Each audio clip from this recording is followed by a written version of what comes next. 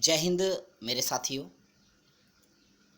आप आज फिर से मेरे साथ जुड़ चुके हो वॉइस ऑफ जम्मू में।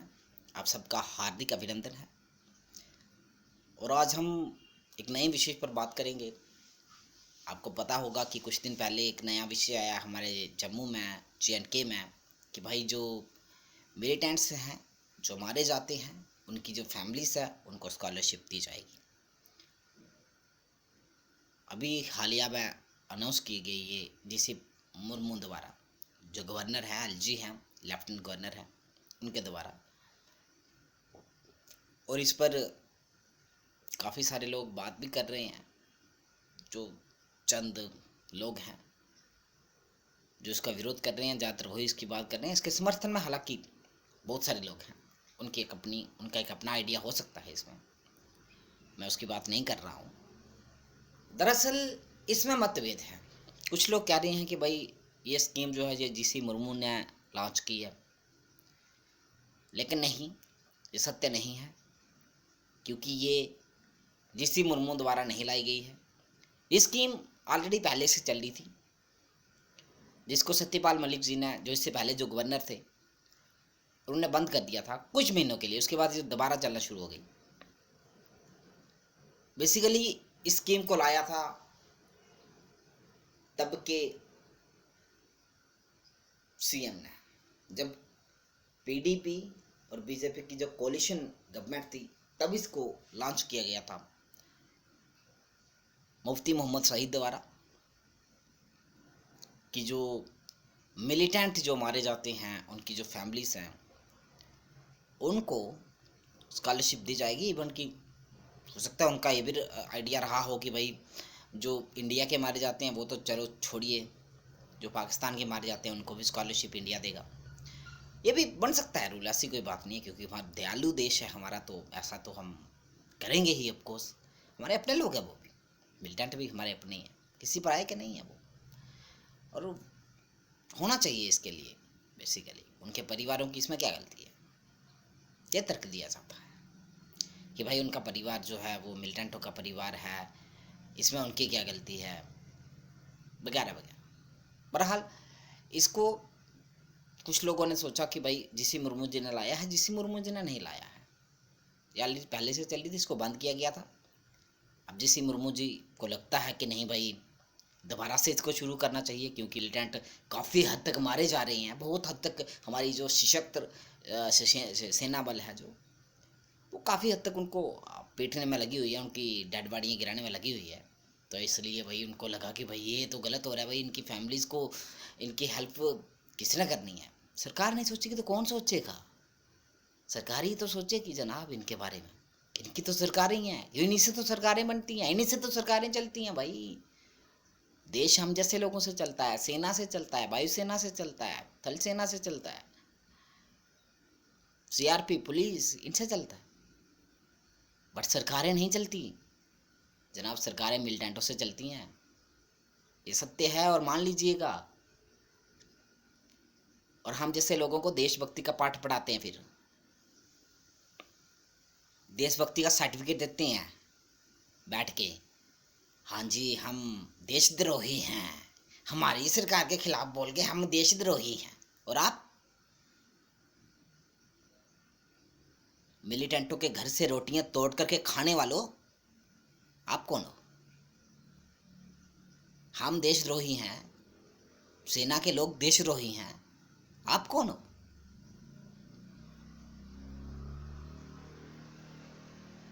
ह्यूमैनिटी की बात करते हो आप लोग, हैं?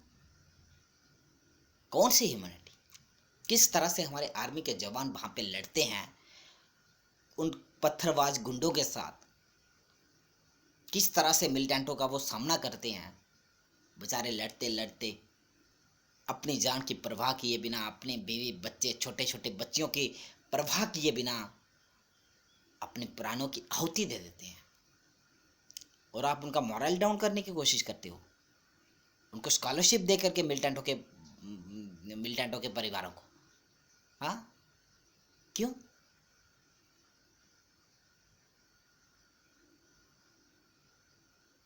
शर्म नहीं आती आपको?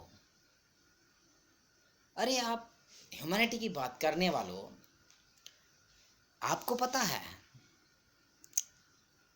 कि आप SRO 202 को हटाने के बाद भी एक नया प्रोपेगेंडा शुरू कर दिया आपने। तब आपके पास पैसा नहीं है। डेली विजर को आपने पे नहीं दी, तब आपके पास पैसा नहीं है। जॉब लोगों को क्रिएट नहीं कर रहे हो, तब आपके पास पैसा नहीं है। लेकिन मिलिटेंटों के परिवारों को बांटने के लिए आपके पास पैसा है, सरकारों के पास पैसा है। वो कहां से आ रहा है?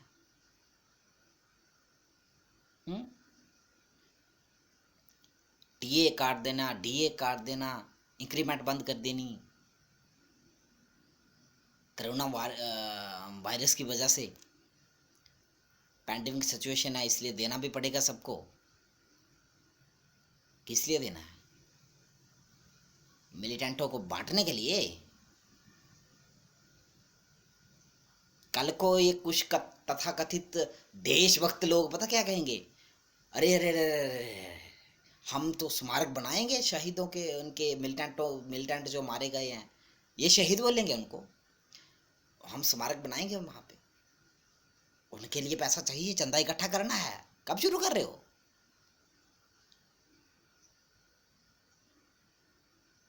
और अब जब LG साहेब ने ये लॉन्च कर दी स्कीम, तो कोई देशभक्त सामने नहीं आया कि नहीं भाई ये गलत कर दिया। छाती पीटने वाले लोग कहाँ मर जाते हैं? कौन से कुएं में बढ़ जाते हैं? जरा मुझे बताइएगा। ह्यूमैनिटी की बात करते हो आप लोग। जो सैनिक वहां पे लड़ रहे होते हैं, उनको पत्थर मारे जाते हैं, वो कौन सी ह्यूमैनिटी की बात है? हाँ? तब आपको ह्यूमैनिटी याद नहीं आती है? उनके परिवार किस तरह से रह रहे होंगे, उनके बच्चे, उनकी फैमिली। हाँ, मिलिटेंटों की फैमिली की आपको चिंता है? और नंबर 2, चलिए छोड़िए, आप बोलोगे कि नहीं भाई, हम जो हमारा सैनिक जो शहीद हो जाता है उसकी हम बहुत फिक्र करते हैं, बहुत चिंता करते हैं, हमें बहुत प्राउड है उन पे, हमें ये है। प्राउड तो है, आपको प्राउड ही होना, और क्या होना है कि आपके बेटे तो मरे नहीं हैं जनाब। किसी के बेटे मर रहे हैं, आपको प्राउड कर देना, हो जाना उस पर बस। लेकिन छोड़िए उस चीज़ को भी। आपको मैं एक बात पूछना चाहता हूँ। छोड़िए, अब जो नौकरी कर रहे हैं, जो डेली बेचर हैं, वो तो ऐसे ही हैं, गवार लोग हैं यार। उनकी वैल्यू क्या है? क्या वैल्यू है उनकी यार? नलके खोलने वालों की, बिजली पे खंभों पे चढ़ने वालों की, हाँ, पैरामेडिकल स्टाफ की, डॉक्टर्स की क्या वैल्यू है उनकी यार? 20-20 हज़ार रुपया ले रहे हैं वो डॉक्टर, उनकी क्या वैल्यू है सालों की? कौन है वो? मिलिटेंट थोड़ा है, हाथ में गन थोड़ा, इंजेक्शन सुई तो है उनके पास। क्या है यार वैल्यू? क्या है उनकी यार? उनकी औकात क्या है मिलिटेंटों के सामने? सरकारों के और मिलिटेंटों के, LG के होते हुए उनकी इतनी बड़ी, मतलब कि वो कमाल है। हाँ, वो होते कौन है?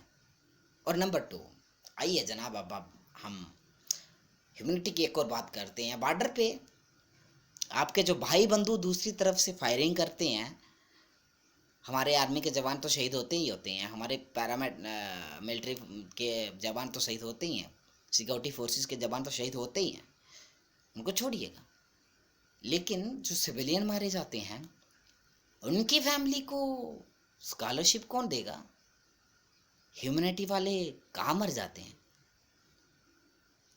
उनके बच्चों को गवर्नमेंट जॉब आप नहीं देते हो।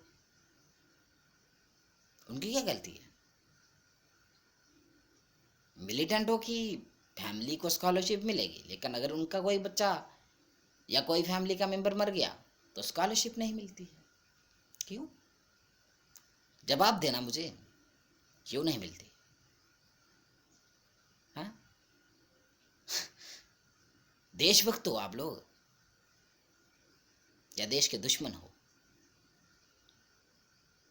देशभक्ति का सर्टिफिकेट बांटने वालों, जरा गिरवन में झांक लो एक बार, फिर बांटो ना देश को सर्टिफिकेट देशभक्ति का। खैर, हम होते भी कौन है जनाब? आपकी देशभक्ति तो सामने झलक रही है, सामने दिख रही है। हम कौन होते हैं आपकी देशभक्ति पे सवाल उठाने वाले? आप उठाइए, आप उठा सकते हैं, बड़े लोग हैं, हम जैसे लोग तो ना उठा सकते हैं, लेकिन शर्म होनी चाहिए। आप लोगों ने शर्म बेच दी है, ईमान बेच दिया अपना।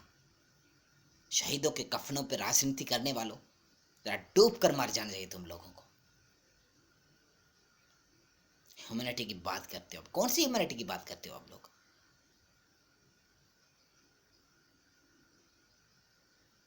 आज दिन तक आपने बाकी मसले हल ना करके ये मसला कैसे आपको लगा कि इसको हल कर देना है? टोल प्लाजे के मसले, आप टोल अब कहाँ, अब सुनने में आ रहा है कि सरोवर में भी लगाया गया है, वो भी नहीं हटाना है। लखनपुर वाला भी शुरू कर देना है, मतलब अखनूर वाला भी लगा देना है। वन टोल प्लाजा एक तो चल ही रहा है, अब सुन रहे हैं एक कुंजवानी में लगवाना है। अच्छा, कुंजवानी में भी एक टोल प्लाजा चाहिए अब इनको? वाह। हमने 370 हटा दिया, हमने हटा दिया, हमने हटा दिया, हमने हटा दिया, तो आपको मजबूर किया गया 370 हटाने के लिए। आपने हटा दिया, आपने हटा दिया, और हटाने के बाद क्या हटाया? पेपर से हटा दिया, 370 जो लिखा था उसको मिटा दिया, है ना? बाकी क्या चीज़ किया आपने 370 के बाद? हाँ, कहाँ मेंशन किया गया है कि जो लड़कियां बाहर मैरिज करेंगी JNK से, डोमिसाइल लॉ आपने लाया ना, वहाँ कहाँ मेंशन किया गया है? ज़रा पढ़ के बता दे मुझे कोई देशभक्त या चिमचा जो बीजेपी का है यहाँ पे बैठा हुआ, बता दे मुझे कोई वो चिमचा करके। हाँ, कहाँ मेंशन किया गया है कि भाई उनके राइट जो हैं वो सेफ रहेंगे? कहाँ मेंशन किया है उसको?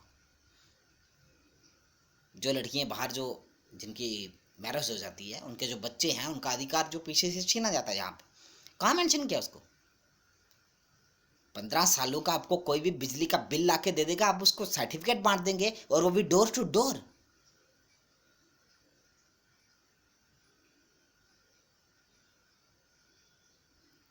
इतने बड़े मूर्ख हो गए आप यार, इससे बड़ी मूर्खता मुझे नहीं लगता हो सकती है।